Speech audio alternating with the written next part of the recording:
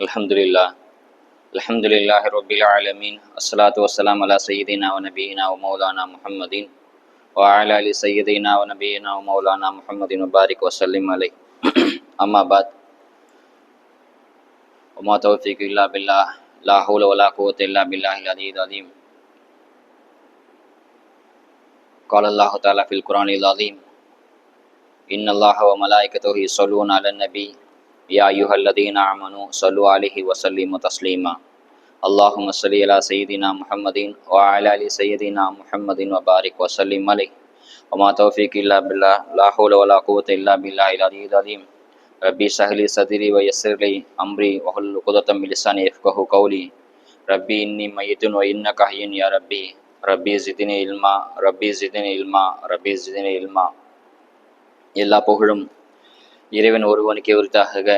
சலாத்தும் சலாமும் ஈருலக நாயகர் கண்மணி நாயகம் முஹம்மது முஸ்தபா ரசூலுல்லாஹி ஸல்லல்லாஹு அலைஹி வஸல்லம் அவர்கள் மீதும் அவர்களை பின்பற்றி வாழ்ந்த உத்தம சத்திய சஹாபாக்கள், தாபியன்கள், தபா தாபின்கள், நாதாக்கள், ஷுஹதாக்கள், வலிமார்கள், இமாம் பெருமக்கள், நல்லவர்கள், பெரியவர்கள், குறிப்பாக நம் மீதும் இன்னும் இந்த ஜும்மா தொழிலுக்கு வர இருக்கும் நம் அனைவர் மீதும் அல்லாவின் அருளும் ரஹமத்தும் என்றும் குறைவில்லாமல் நின்று நிறைவேற்றுமாக. ஆமீன். அல்ஹம்துலில்லாஹ். அல்லாஹ்வுடைய மாபெரும் கிருபை அல்லது சுப்ஹானஹு தஆலா புனித ரமலான் மாதத்தில் 3வது ஜும்மாவிலே அல்லாஹ் நம்மை ஒன்று சேர்த்திருக்கின்றான். அல்லாஹ் செய்த மாபெரும் கிருபை, வாழும் காலம் எல்லாம் அவன் பொருத்தத்துடன் வாழ்ந்து அவன் பொருத்தத்துடன் மரணித்து நாளைக்கு கபரில் எழுப்பப்படும் போது அவன் பொருத்தத்துடன் எழுப்பக்கூடிய தௌஃபீக்கை வல்ல நம் அனைவருக்கும் தந்தருள் புரிவானாக.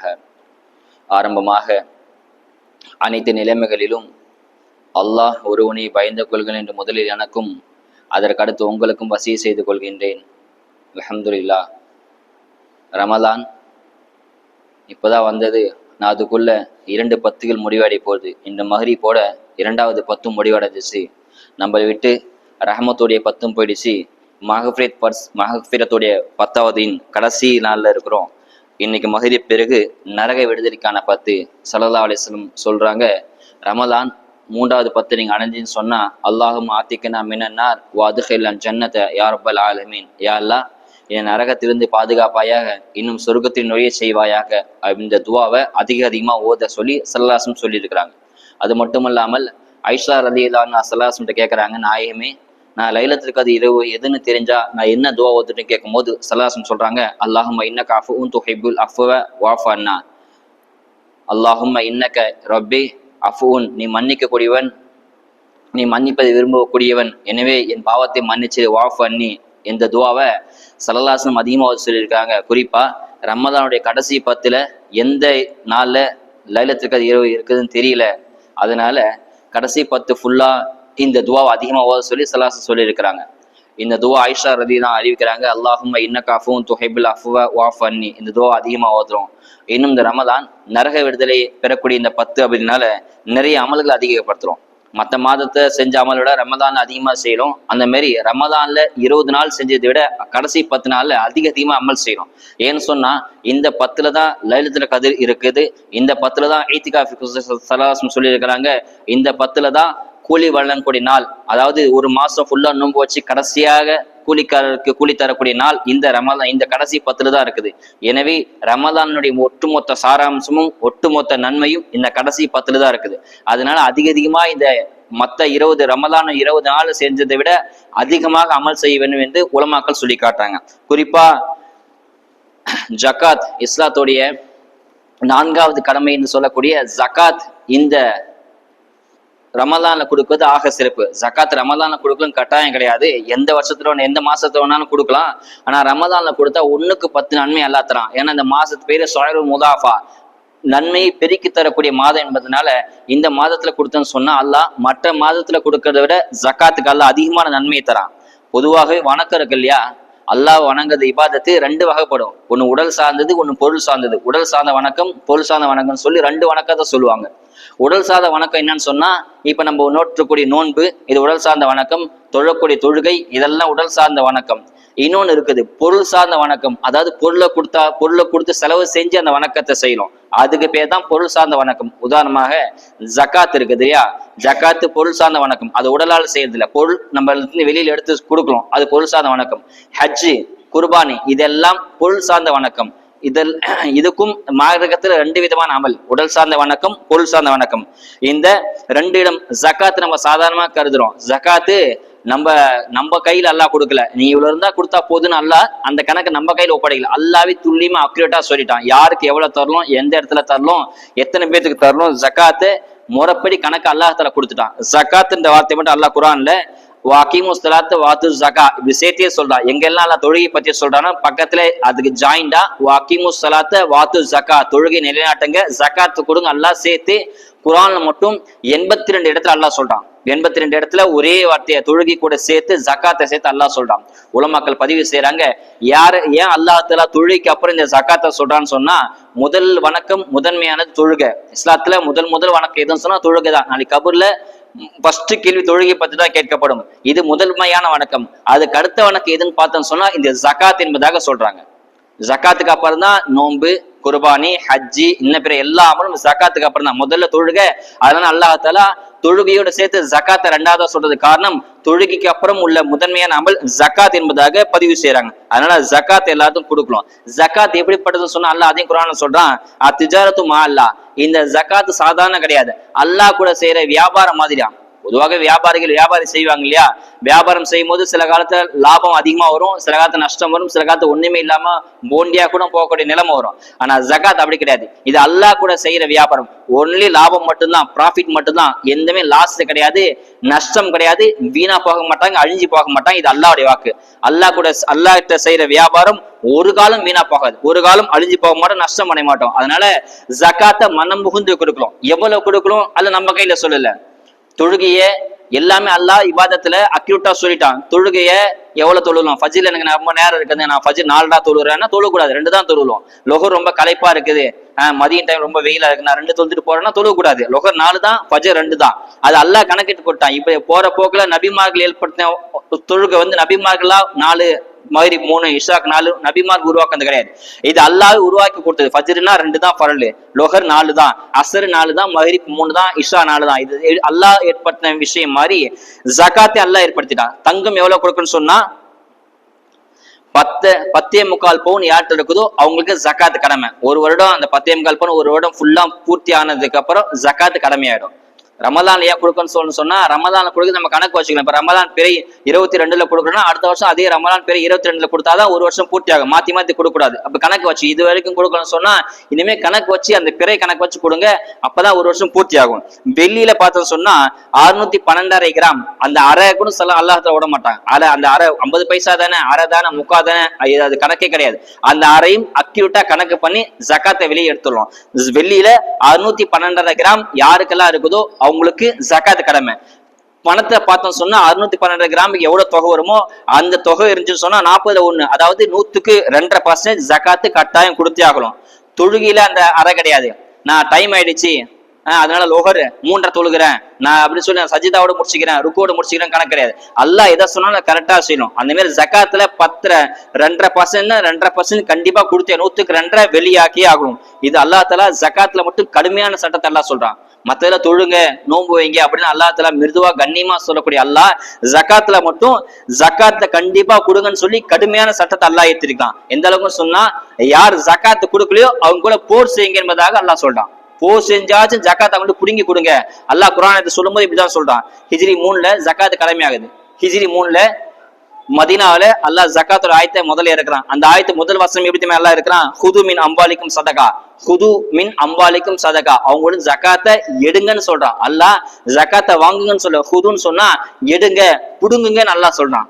யாரெல்லாம் பணக்காசு வச்சிருக்கிறாங்களோ அவங்களுக்கு ஜகாத்தை புடுங்கி கொடுங்க, எடுத்து கொடுங்க என்பதை அல்லாஹ் ஆயத்தை இறக்குறான். ஆயத்தை இறக்கும் போதே ரொம்ப மிருதுவாவோ இல்ல பணிவாவோ சாஃப்டாவோ இறக்கமாவோ கண்ணியமாவோ அல்லாஹ் சொல்லல, எடுத்து கொடுங்க அந்த வார்த்தை அல்லாஹ் உபயோகப்படுத்துறான். அதனால ஜகாத்து கண்டிப்பா கொடுக்கலாம். ஜகாத்து கொடுக்காத நிலைமை என்ன ஆகும்னு சொன்னா, எந்த பொதுவாக எந்த முஸ்லீமை பார்த்தும் அவர் முஸ்லீம் முனாஃபிக் ஆயிட்டான், முன்ன மாதிரி இல்லப்பா மாறி போயிட்டான்பா, அவன் முஸ்லீமுடைய பட்டியலிருந்து தூரமா போயிட்டா சொல்லக்கூடாது. எந்த முஸ்லீம் எப்படிப்பட்ட பாவம் செஞ்சாலும் அவர் முஸ்லீம் தான், அல்லாஹ் ஈமான் கொண்டார், முஸ்லீம் தான் கடைசி வரைக்கும். நம்ம வாயில அவர் காஃபிராவோ முஷ்ரிக்னு சொல்லவே கூடாது. ஆனா ஜகாத் கொடுக்காத பத்தி அல்லாஹ் குர்ஆன்ல சொல்றான், அவன் முனாஃபிக். ஜகாத் யாரு கொடுக்கல? அவன் முனாஃபிக். இது அல்லாஹ் சொல்லக்கூடிய வார்த்தை. ஜகாத் யாரு கொடுக்கல? அவன் முஷ்ரிக், ஷிர்க் வைக்கக்கூடிய, இணை வைக்கக்கூடிய. ஜகாத்து கொடுக்காத முஷ்ரிக்கா மாறிதான், முனாஃபிக்கா மாறி கடைசியா அவன் காஃபிராவே ஆகிறான் என்பதாக அல்லாஹ் குர்ஆன்ல சொல்றான். அதனால ஜகாத்து ரொம்ப ஒரு கடுமையான சட்டத்தை அல்லாஹ் சொல்றான். அல்லாஹ் குர்ஆன் சொல்றான், வயலில் குள்ளி முஷ்ரிக்கின், அந்த முஷ்ரிக்கு நாசம் உண்டாக்குன்னு அல்லாஹ் சொல்றான். எந்த முஷ்ரிக் எந்த சிலை வணங்கினாங்க அல்லாஹ் பின்னாடி சொல்றான், அல்லதீன லா யூதுன ஜகா, ஜகாத்தை கொடுக்காம இருக்கான் பாத்தீங்களா, அவன் தான் முஷ்ரிக், அவனுக்கு நாசம் உண்டாக்குன்னு அல்லாஹ் குர்ஆன்ல சொல்றான். ஜகாத்து கொடுக்காத அல்லாஹ் தஆலா முஸ்லிம் என்ற பட்டியலை தூக்கி அவன் முஷ்ரிக் என்பதாக அல்லாஹ் குர்ஆன்ல சொல்லி காட்டான். அதனால ஜகாத்து கண்டிப்பா கொடுத்தே ஆகணும். குர்ஆன்ல வரக்கூடிய வார்த்தை ஜகாத்து, குர்ஆன்ல வரக்கூடிய வார்த்தையை பார்த்தோம்னு சொன்னா அல்லாஹ் எப்படி சொல்றான், மினல்லாஹி ஆத்தாகும், நான் கொடுத்த செல்வத்திலிருந்து கொடுங்க. நீங்க சம்பாதிச்ச சொத்துல இருந்து அல்லாஹ் கேட்கல, நான் கொடுத்து வச்சிருக்கேன் பாத்தீங்களா, அதுல இருந்து எடுத்து ஜகாத்தை கொடுங்க அப்படின்னு ஒரு ஆயத்துல. இன்னொரு ஆயத்துல சொல்றான், மிம்மா ரஸக்னாஹும் யுன்ஃபிகூன், நான் உங்களுக்கு கொடுத்தேன் பாத்தீங்களா, அதுல இருந்து நீங்க செலவு செய்யுங்க, ஜகாத் எடுத்து கொடுங்க. அல்லாஹ் எல்லாத்தையும் அப்படிதான் சொல்றான், நான் கொடுத்தது நீங்க கொடுங்க என்பதாக அல்லாஹ் சொல்றான். வக்ருல்லா கடன் அசனா, இன்னொரு அல்லாஹ் இப்படி சொல்றான், அல்லாஹ்க்கு அழகைய கடனா கொடுங்க என்பதாக சொல்றான். ஜகாத்தை அல்லாஹ் நீங்க எனக்காக வேண்டி கடனை கொடுங்க, ஏழைகளுக்கு கடனா கொடுங்கன்னு சொல்றான். அல்லாஹால கடனை கொடுத்தா என்ன அர்த்தம், பூமியில ஒருத்தன் கடன் வாங்கினா அதை திருப்பி கொடுத்தே ஆகலாம் தானே, இல்லைன்னா பாவம் தானே. இப்ப நம்ம அல்லாஹ்க்கு கடனை கொடுக்குறோம், ஜகாத்னு சொன்னா மத்தவங்க எடுத்து அல்லாஹ்க்கு கடனா கொடுக்குற மாதிரி. இந்த கடனை அல்லாஹ் ஒருபோதும் ஏமாத்த மாட்டான். அல்லாஹ் திரும்ப அந்த கடனை, அந்த நீங்க கொடுத்த கடனோட தொகைக்கு பகரமாக பல்மடங்காக பண நன்மைகளாக மறுமையில் அல்லாஹ் கொடுக்க காத்திருக்கலாம். அல்லாஹ்க்கு நம்ம கொடுக்குற கடன் தான் ஜகாத் என்பதாக அல்லாஹ் குர்ஆன்ல சொல்லி காட்டான். அதனால ஜகாத் கொடுக்கலாம். ஷைத்தான் சொல்லுவான், ஜகாத் எல்லாம் கொடுக்காதப்பா, உன்னோட பெரிய பணக்காரன் இருக்கலாம், அல்லாஹ் பொதுவாக பணக்காரன் கொடுங்கன்னு சொன்னா நம்ம அப்படியே தட்டி கழிச்சு போயிடும். என்னை விட அவர் பெரிய பணக்காரர், அவர் 2 வீடு வச்சிருக்காரு, 3 வீடு வாடகை விடுறாரு, ஒரு கார் வச்சிருக்காரு, பெரிய கடை வச்சிருக்காருன்னு சொல்லி மேல மேல காட்டிட்டே போவோம். அவரை பார்த்து அவர் என்னோட பெரிய மல்டி மில்லியனர், அவர் அப்படி இருக்கு இப்படி இருக்காரு, நான் எனக்கு ஜகாத் கடமை, அவர் என்ன பணக்காரன்னு சொல்லி நம்ம தட்டி கழிச்சுட்டே போயிடுவோம். அதனால அல்லாஹ் தஆலா தொகையை கணக்கு கரெக்டா சொல்லிட்டான். ஆனா ஷைத்தான் சொல்லுவான், நீ ஏன்பா கொடுக்குற, பெரிய பெரிய ஆளை கொடுக்கறதுல கொடுத்தா தெரியா போகுது, நீ கொடுத்தா எனக்கு தெரியா போகுது அல்லாஹ் சொல்லுவான். ஷைத்தான் சொல்றானா, அதை கூட நல்லா சொன்னா, ஷைத்தான் எழுதுக்கும் ஃபக்கர், ஷைத்தான் உங்களுக்கு ஏழ்மையை தூண்டுவானா. எந்த அளவுக்கு சொன்னா, நீ கொடுத்தா ஏழ்மையா போயிடுவோ, ஃபக்கீரா போயிடுவோ, கஞ்சனா ஒண்ணுமே இல்லாம நஷ்டமாயிடுவோ, கொடுக்காத ஜகாத்னு சைத்தான் சொல்லுவான். இது சைத்தானுடைய வாக்கு. ஆனா அல்லாஹ் ஒரு வாக்கு தரான் தெரியுமா, அல்லாஹ் வாக்கு இன்னல்லா லா யுஃப்லிஹுல் மியாத், ஒரு காலம் வாக்கு மீறாதவன் தான் அல்லாஹ், அவனுக்கு பேர் தான் அல்லாஹ், எந்த காலத்தும் வாக்கவே மீற மாட்டான். அவன் சொல்றான், அல்லாஹ் யஇதுக்கும் மஃஃபிரத்து மின்ஹு, அல்லாஹ் உங்களுக்கு மன்னிப்பு மஃபிரத்தை தரான். யார ஜகாத் கொடுக்குறாங்களோ அவங்களுக்கு மஃபிரத் அல்லாஹ் தரான்னு சொல்றான். வஃபல்லா, இன்னும் சொல்றான் வஃபல்லா, மேலும் சிறப்பானதை தரேன். நீங்க ஜகாத்தை கொடுத்தீங்கன்னு சொன்னா உங்களுக்கு மன்னிப்பு கன்ஃபார்ம், நீங்க செஞ்ச எல்லா பாவத்தையும் எல்லாம் மன்னிச்சிருவான். அது மட்டும் இல்லாமல் வஃபலுலா, இன்னும் அதை விட சிறப்பாக தருவேன். அல்லாஹ் சிறப்புன்னு சொன்னாலே அந்த எந்த அளவுக்கு இருக்கு நம்ம செஞ்சுட்டு பார்க்க, அல்லாஹ் கொடுத்தாலே அது சிறப்பு தான். இன்னும் நம்ம சிறப்பா கொடுக்கணும்னு சொன்னா எவ்வளவு சிறப்பா அல்லாஹ் கொடுப்பான். அல்லாஹ் கொடுக்கறது சிறந்தவன், வல்லாஹு கைருர் ராஸிகீன், அவன் கொடுப்பதற்கெல்லாம் சிறந்தவன் அல்லாஹ் தான். அவனை மிஞ்சி யாரும் சிறப்பா கொடுக்கவே முடியாது. யஹ்யா அலைஹிஸ்ஸலாம் ஷைத்தானை பார்த்து கேட்கறாங்களாம், ஷைத்தானே உலகத்துல உனக்கு ஆக பிடிச்சவன் யாருன்னு கேட்கறான். உனக்கு உலகத்துல பிடிக்காத யாருன்னு கேட்பேன். எவ்வளவு பேர் இருக்காங்க உலகத்துல, கோடான கோடி பேரு. உங்களுக்கு பிடிக்காத நபர் யாருன்னா இருக்காங்கன்னு ஷைத்தான் வந்து யஹ்யா அலைஹிஸ்ஸலாம் ஷைத்தான்ட்ட கேட்கறாங்க. அல்லாஹ் சில நல்லடியார்களுடைய ஷைத்தான் நேரடியாக பேசக்கூடிய வாய்ப்பு நல்லா கொடுத்துருக்கான். நிறைய பேர்ட்ட ஷைத்தான் நேரடியாக பேசிட்டு இருக்கிறான். அபூ ஹுரைரா பேசிட்டு இருக்கிறான். நிறைய சஹாபி தூங்கிட்டு இருந்தாரு, அவர் எழுப்பி தொழு சொல்லி தஹஜ்ஜுத் தொழு சொன்னா. ஏன்னு கேட்டா, நீங்க தஹஜ்ஜுத் தொழுவாம நீங்க அழுது புலங்கிறது அல்லாஹ் உங்களுக்கு அதிக நன்மை கொடுத்துறான், ஆனா தஹஜ்ஜுத் தொழுதுட்டே இருங்கன்னு அல்லாஹ் சைத்தான் எழுப்புவான்.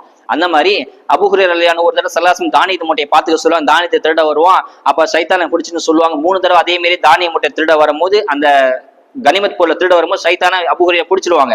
3வது தடவை சொல்லுவான், நீங்க ஆயத்திற்கு ஓதனா நான் சைத்தான் தீண்டுதலே இருக்காது சைத்தானே சொல்லிட்டு போனான். இப்படி நிறைய சம்பவம் சைத்தான் நேர்ல பார்த்த சம்பவம் நிறைய இருக்குது. இப்ப யஹ்யா அலைஹிஸ்ஸலாம் சைத்தானை பாக்குறாங்க. உனக்கு உலகத்துல பிடிச்சவன் யாருன்னு கேட்கும் போது அந்த சைத்தான் சொல்றானா, எனக்கு உலகத்துல பிடிச்சவன் பணக்காரன் செல்வந்தனா இருக்கான் பாத்தீங்களா, அவன உலகத்துல ஆக ரொம்ப சிறப்பு, ரொம்ப அவனை தான் பிடிக்கும்னு சொல்லுவான். ஏன்னு கேட்கறான் யஹ்யா அலைஹிஸ்ஸலாம்.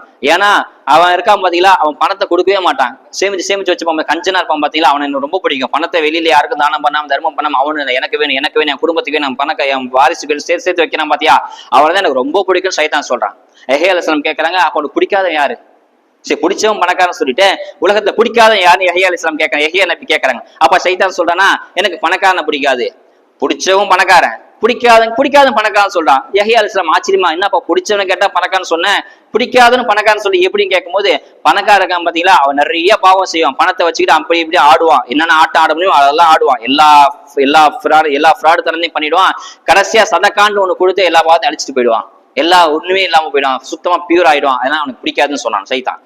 பிடிச்சதுக்கு காரணம் பணக்காரன், கொடுக்காம இருக்கான் பாத்தீங்களா அந்த பணக்காரனை பிடிக்கும், கொடுக்குறான் பாத்தீங்களா அந்த பணக்காரன் பிடிக்காதுன்னு சைத்தான் சொல்றானா. அதனால சைத்தானுக்கு பிடிக்காதன்னு ஆகணும்னு சொன்னா, சைத்தானுக்கு பிடிக்காத நம்ம ஆயிட்டோன்னு சொன்னா அல்லாஹ்க்கு பிடிச்சதும் ஆயிடும். எதுக்கு எதிரி நண்பன் தானே, சைத்தானுக்கு பிடிக்காத ஆயிடுச்சுன்னா அல்லாஹ்க்கு பிடிச்சு போயிடும். அதனாலதான் அல்லாஹ் சொல்றான், நீங்க ஜக்காத்தை கொடுங்க, மின்ஹு என்று உங்களுக்கு மன்னிப்பு நான் தரேன், இன்னும் சிறப்பா கூடுதல் சிறப்பா தரேன் அல்லாஹ் சொல்றான். ஆனா அல்லாஹ் வாக்கு என்றுமே பொய்யாகாது.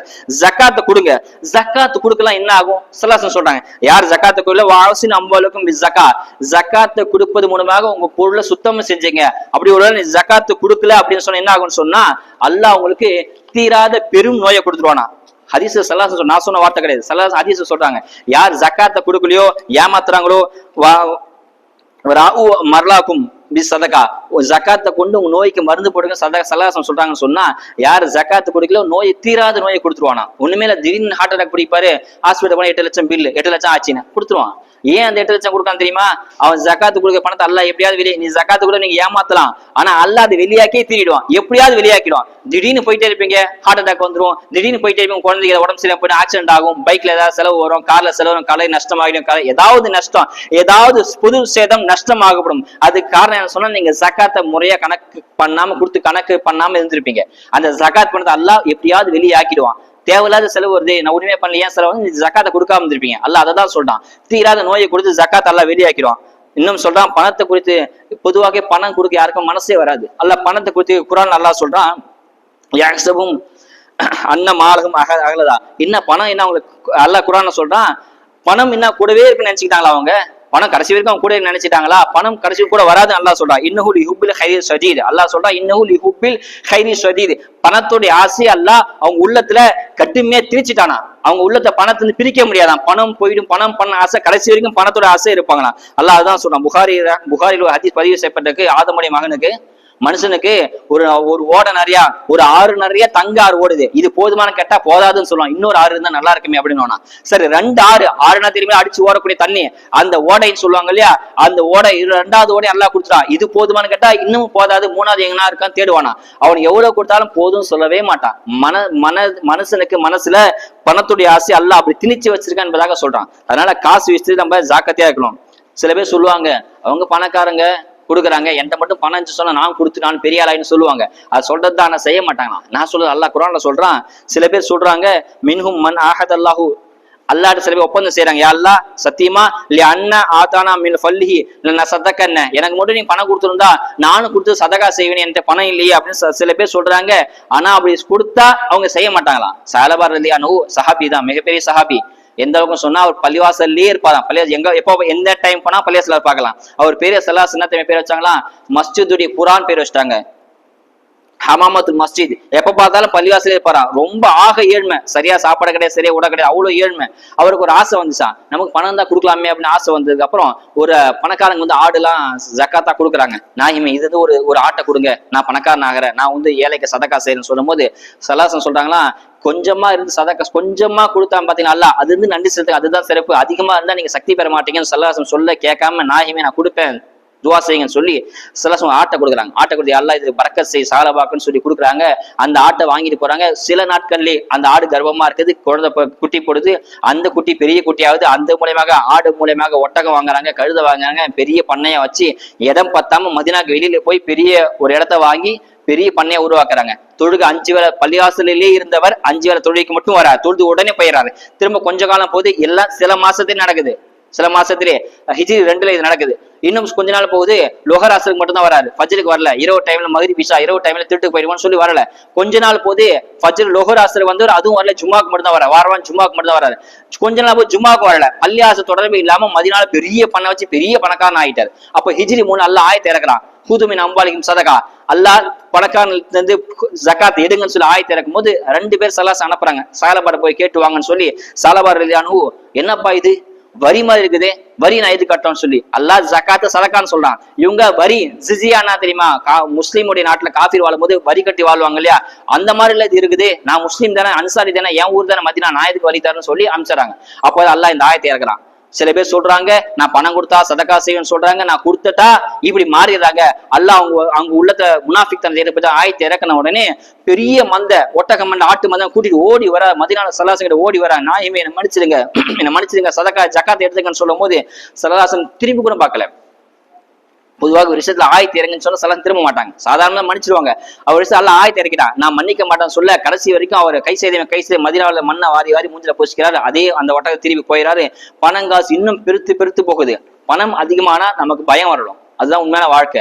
பணம் அதிகமாச்சுன்னு சொன்னா பயம் வரணும், அல்லாஹ் மேல பயம் வரணும். இந்த பணத்துக்கு அல்லாஹ் எப்படி கேள்வி கேட்போம், எப்படி செலவு செய்யும் பயம் வரணும்.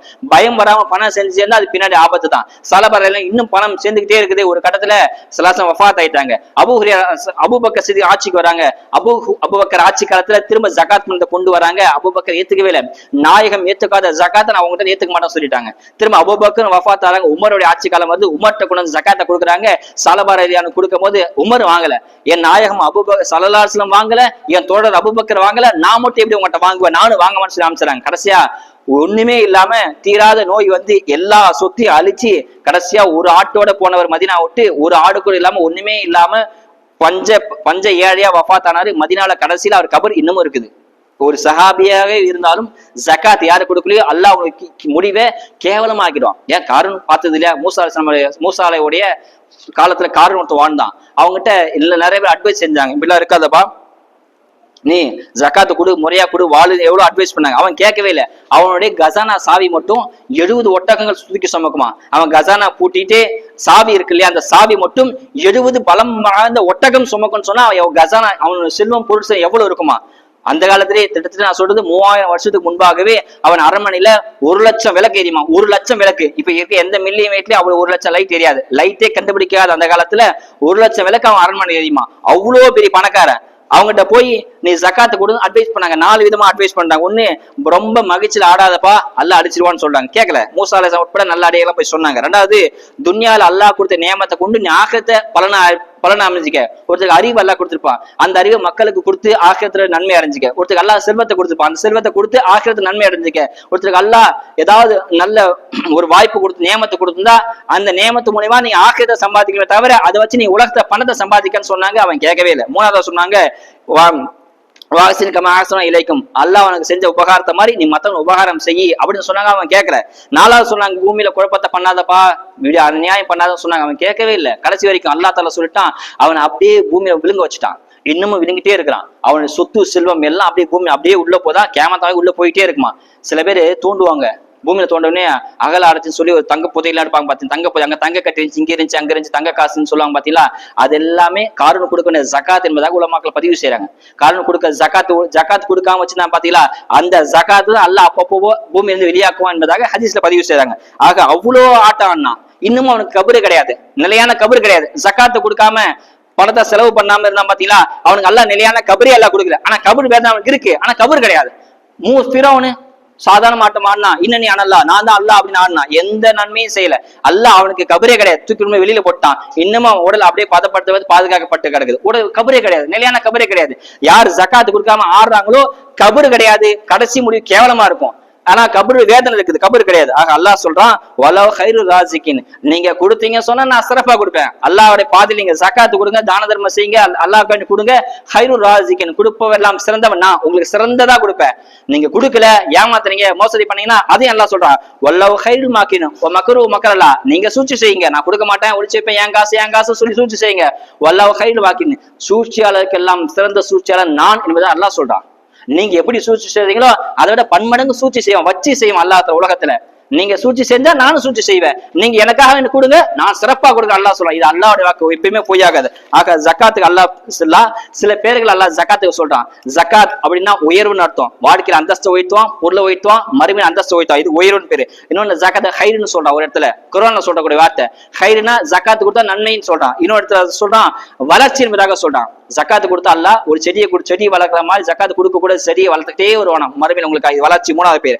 4வது பேர் ஜக்காத்துக்கு பரக்கா என்பதாக ஆயத்துல சொல்றான். ஜக்காத்து கொடுத்தா உயர்வு கிடைக்கும், நன்மை கிடைக்கும், வளர்ச்சி கிடைக்கும், பரக்கத்து கிடைக்கும். இன்னொன்னு ஜக்காத்து கொடுக்கிறது நல் அமல் என்பதாக ஒரு குர்ஆன் ஆயத்தை அல்லாஹ் சொல்லி காட்டான். ஆக ஜக்காத்தை கொடுங்க, யாராவது கொடுக்கணும், எவ்வளவு கொடுக்கணும் அல்லாஹ் சொல்லி காட்டான். ஜக்காத்து 3 விதமா அல்லாஹ் சொல்றான். ஒன்னு ஜக்காத்து, இன்னொன்னு சதகா, இன்னொன்னு ஹக்கு சொல்றான். ஏழைகளோட ஹக்கு, உரிமைன்னு சொன்னா எடுக்கக்கூடிய ரைட்ஸ் அவங்களுக்கு இருக்கு என்பதை அல்லாஹ் சொன்னாங்க. அல்லாஹ் சுப்ஹானஹு வ தஆலா முறையாக ஜக்காத்தை கணக்கு பண்ணி ஜக்காத்தை கொடுத்து அல்லாஹ்வுடைய மக்ஃபிரத் பிறகு தௌஃபீக் எல்லாமே தந்தல் புரிவானாக. அஸ்ஸலாமு அலைக்கும் வரஹ்மத்துல்லாஹி வபரகாத்துஹு.